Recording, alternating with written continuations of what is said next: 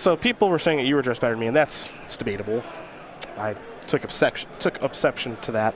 Todd is the best dressed of the three of us. I feel like... Exception, excuse me. It's not debatable. I feel like this is a quantifiable thing. Okay. And we could just scientifically prove who's the nicest dressed. I don't want to do that. Monastery Swiss Spear is what Arya is going to play here as he does attack here for one. Steven starts things off with a basic force and a noble hierarch. As round number 7 underway here from Cincinnati.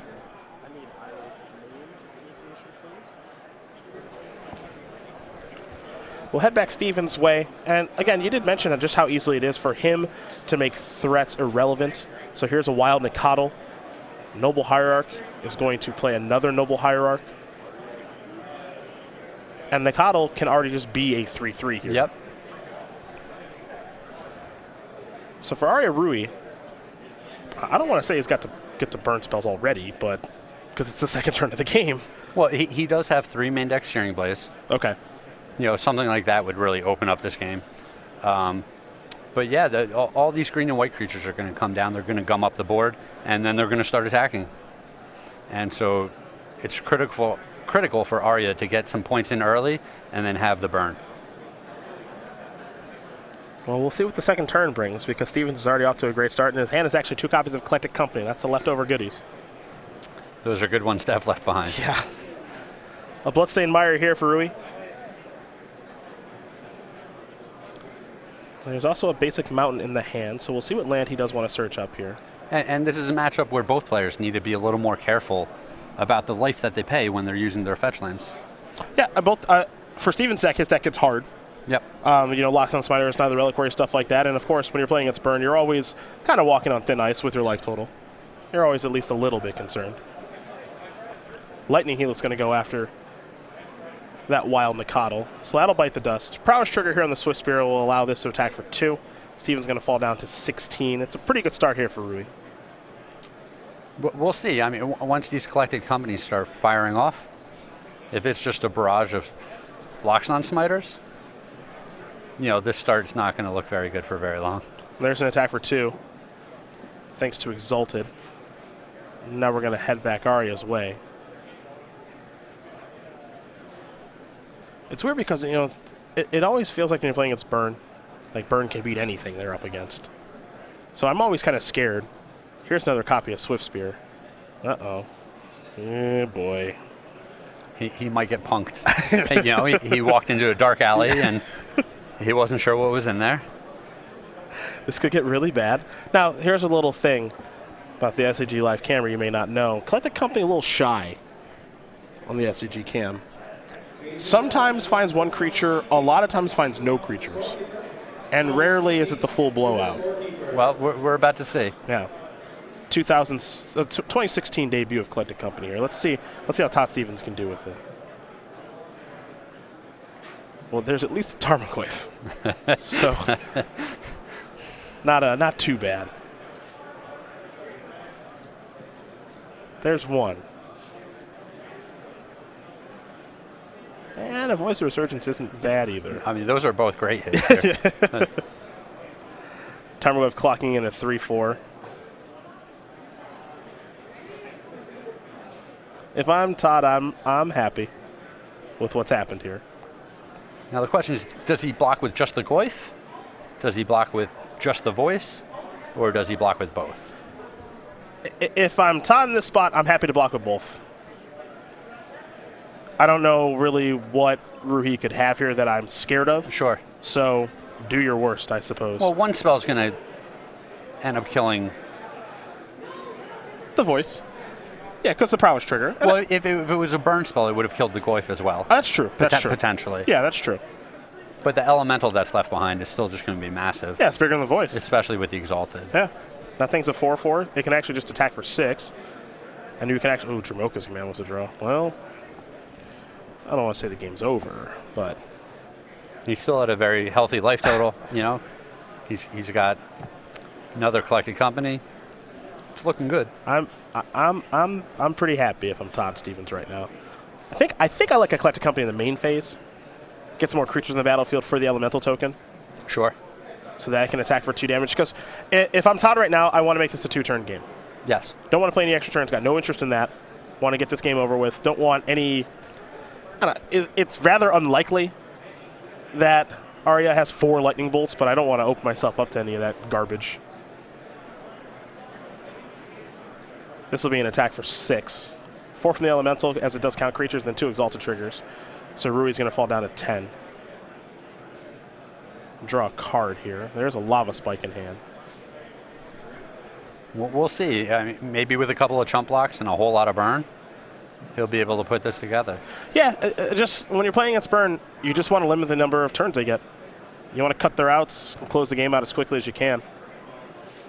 There's a Bloodstained Mire.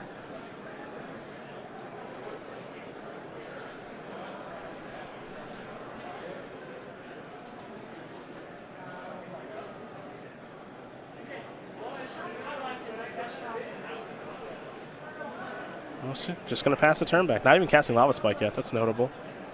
Here's Collector Company again.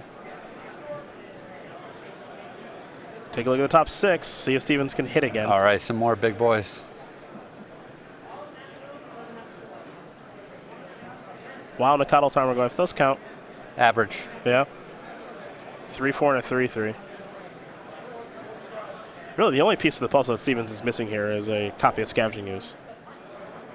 I think that would make this game very easy. Wild Mikado the draw. But this Dromoka's command also makes life pretty easy. Yes. He might just clear out a blocker here, send in all the big boys, and that'll be enough. There's Nikado.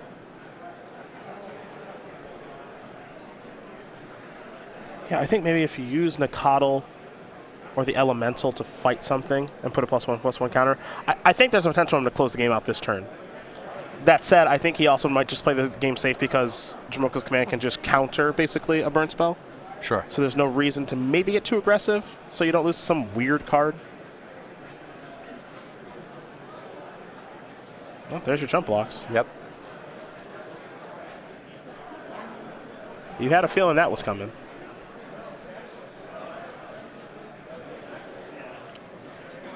Looks like 6 damage going to come across.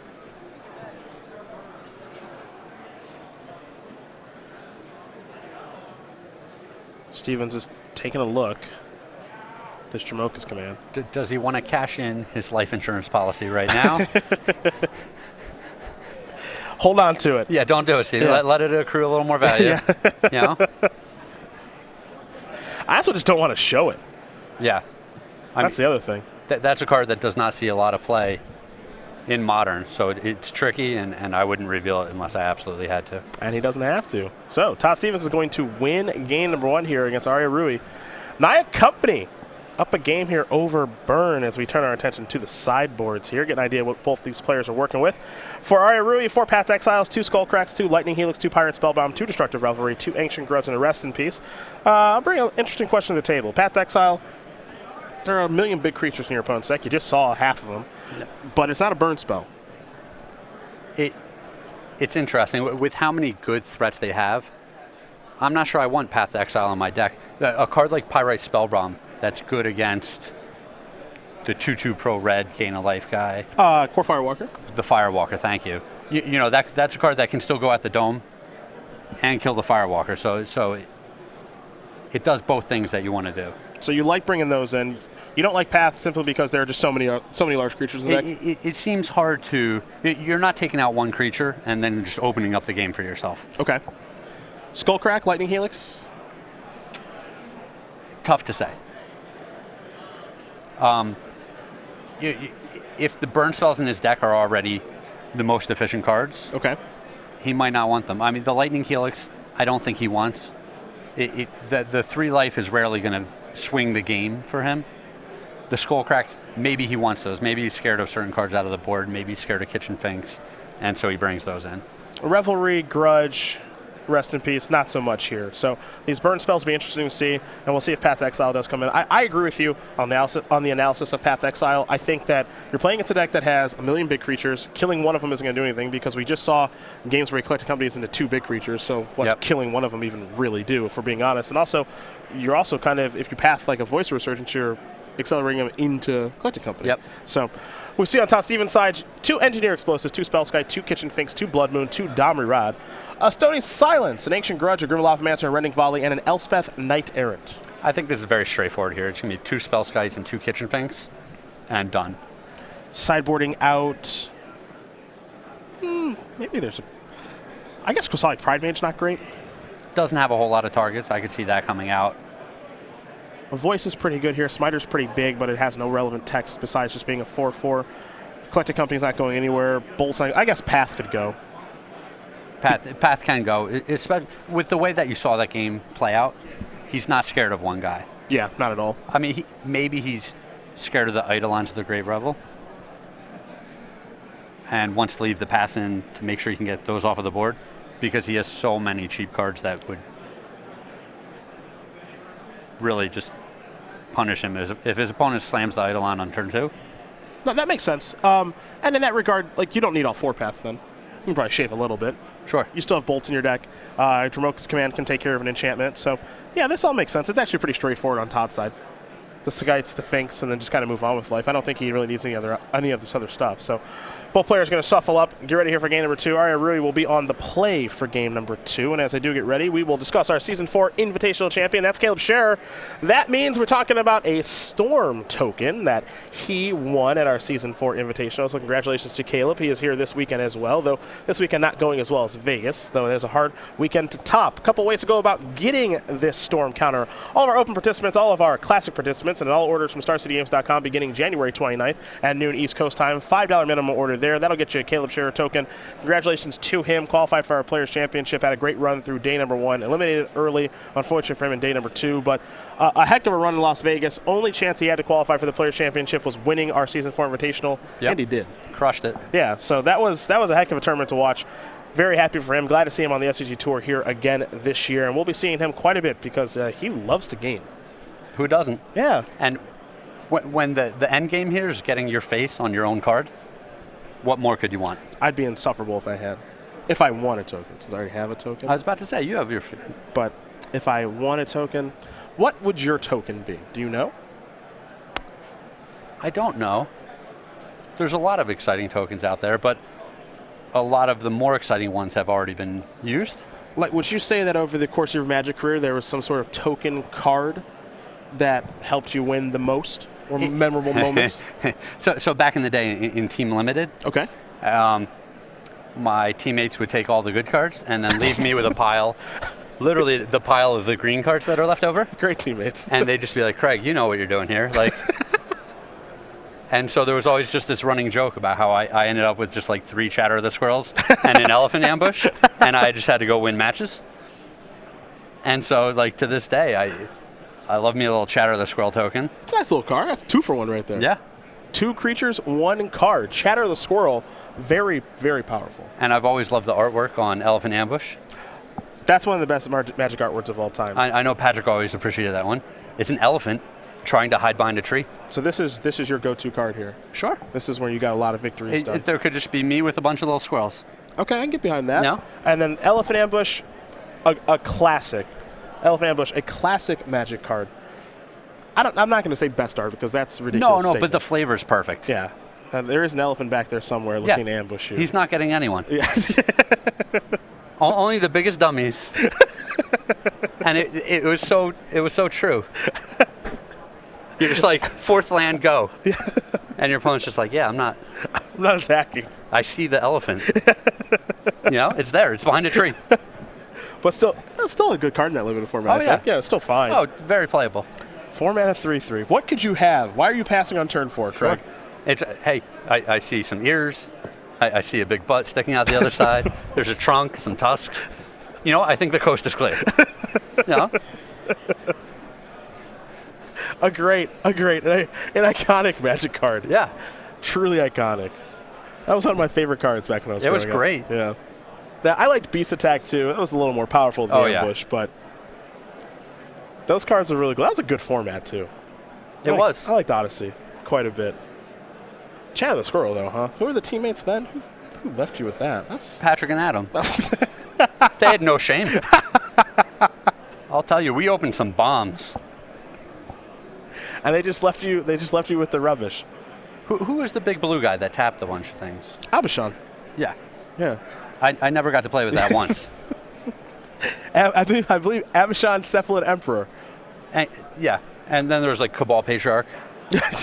I'm just like, okay, guys, can I? And they're like, no. Absolutely not. I was like, no, I just wanted to shuffle the deck with Cabal Patriarch just to see what it felt like. And they're like, no. You can't get your dirty hands on it. You have your Chatter the Squirrels. They at least gave you the Narcissism, right? Go play with the woodland creatures. Yeah, you got Narcissism. That was a card that card was good. Mad Dogs. That card was horrible. They're just like, Craig, this way you can't forget to attack. You're not allowed to. That card was so bad. A noble hierarch here for Todd to start. Now, you think that I'd get some good cards. Well, only if you opened good green cards. No, but they go into the blue-green madness deck. The best is this story is just definitely true. Oh, 100%. I know it is. Here's a Lava Spike. And now here comes the Swift Spear. Todd, I thought thinking about blocking there for a moment. The follow-up is a Grim Lavamancer. Okay. This is a fine start. Yeah, this is a solid start. Though Arya did take a mulligan this game, so he's only on 6 cards. Not a lot to work with. He could really use some fetch lands to feed that Grim Lavamancer. And the follow-up here for Stevens, there's a Loxodon Smiter. And this is why, you kind of said it's safe to kind of board out removal here, because that thing's already just bigger than everything. Like, we could see, as Lightning Bolt was the draw, like Lightning Bolt the Smiter, activate Grim Lavamancer to kill the Smiter, attack for 2. I don't know if that's the best use of cards. It's a very tough situation. I guess Lightning Bolt could just go upstairs. Yeah, with his opponent at 12, it's probably just turn the gas on, going after the opponent's dome. Okay. Your creatures are now literally just chump blockers. It's just it's kind of interesting just to make that switch from like turn 3. Yeah. I'm sorry. All right, no more attacking. Now we're just going to try to finish you off. He's got 2 bolts and an active Lavamancer, so this is reasonable to do that. Stevens is at a virtual 6. You get a Lavamancer activation, that's a 4, maybe 2. This could be done. Yeah, the fetch land was relatively good draw for him there.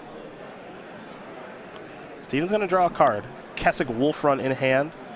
A Lightning Bolt in hand as well. There is a Windswept Teeth. He's going to sacrifice that, take at least 1. Yeah, and Todd helping Roohi out there. Yep.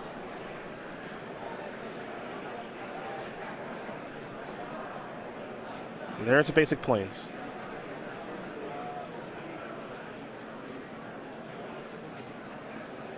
So when you played in team events, you got good cards.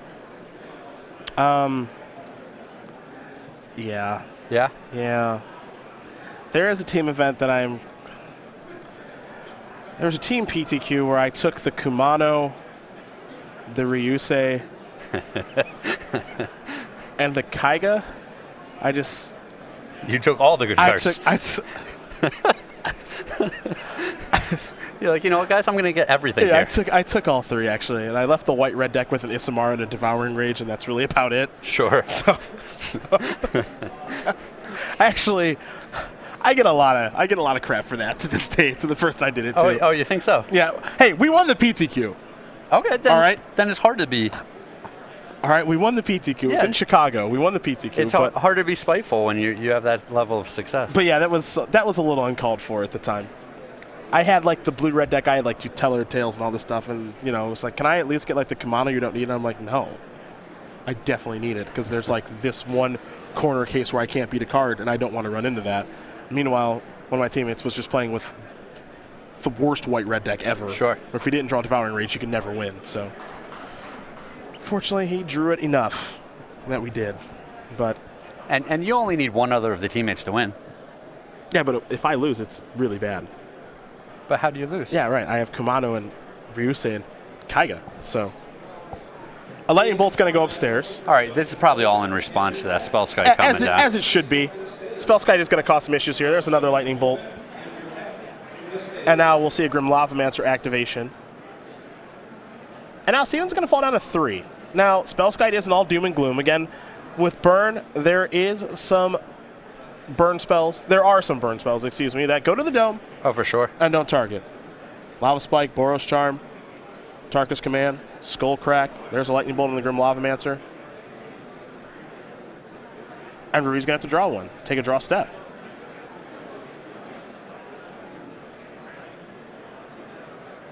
Was that it? Ooh, the suspense. It was a Copperline Gorge. That was not it.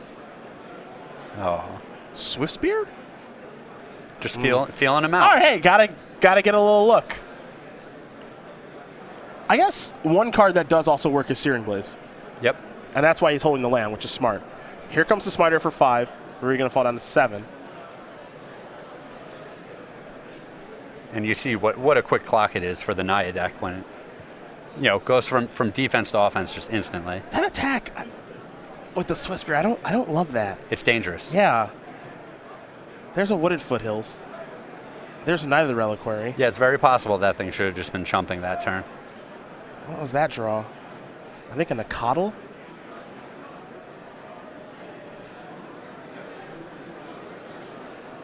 Oh, it's a Tarkus Command. Okay, that'll work. Doesn't target. Okay. Spellsky can't redirect it. So Arya Roohi's going to win game number 2 here against Todd Stevens, Burn, and Naya Company going to game 3. Yep, you only need to deal 20. That's true.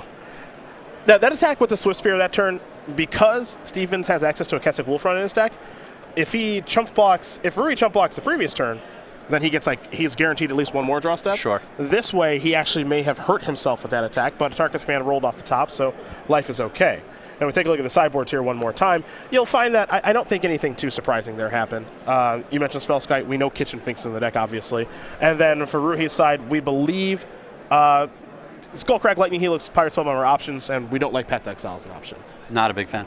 So, especially in a game that we just saw play out where he needed every last card in order to kill his opponent. Exactly. Having a card like Path to Exile that's not a burn spell can be very detrimental.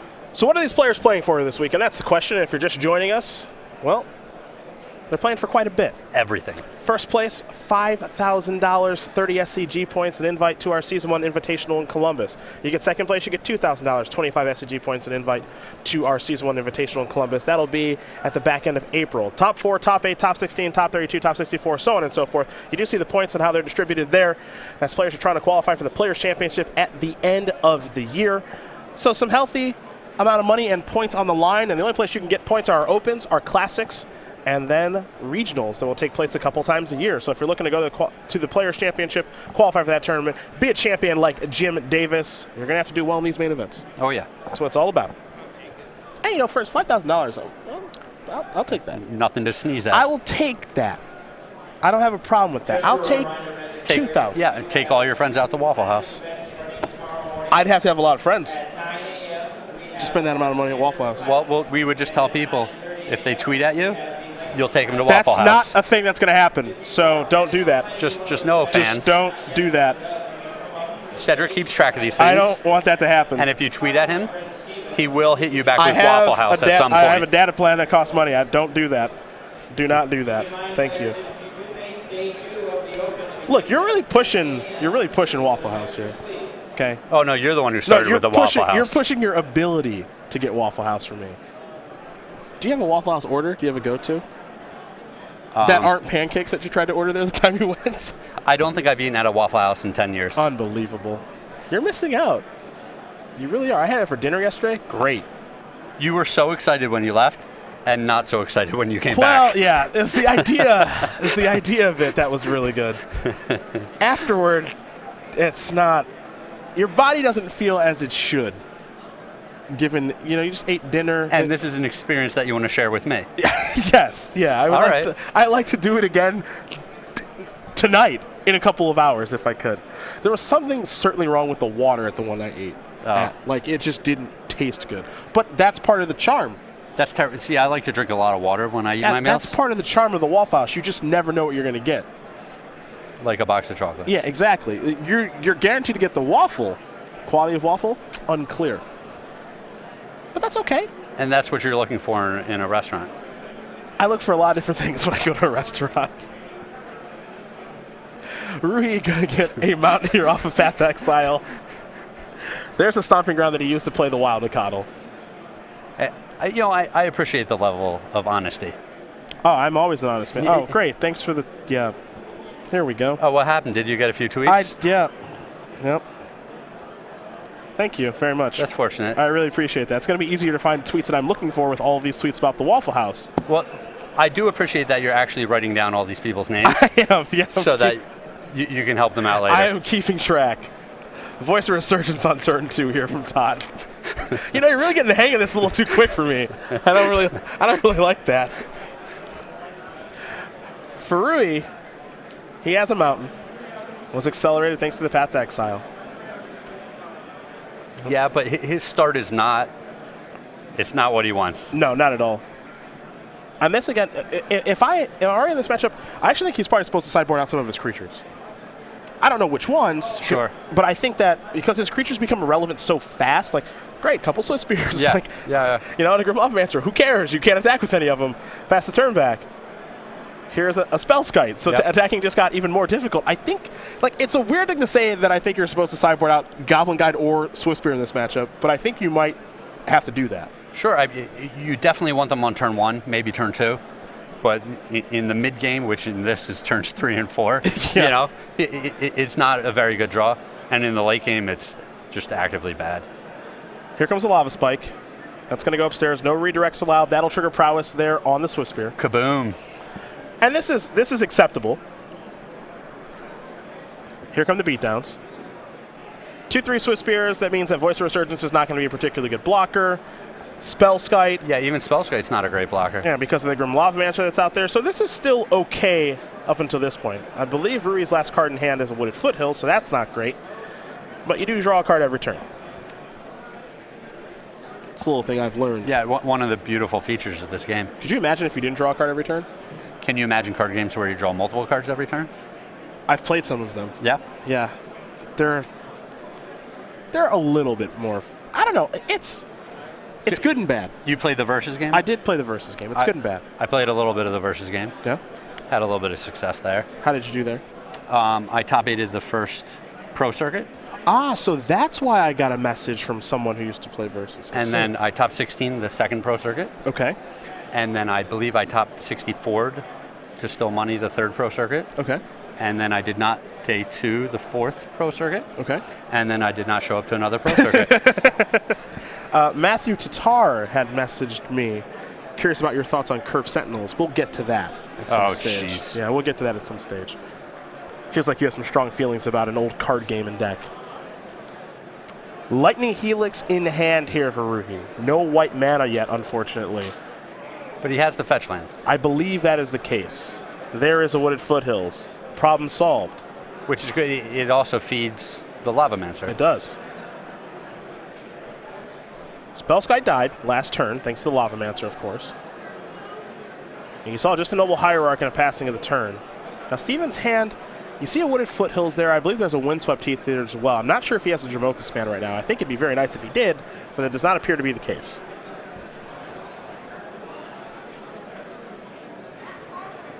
Yeah, and all these little creatures from Roohi are actually looking good right now.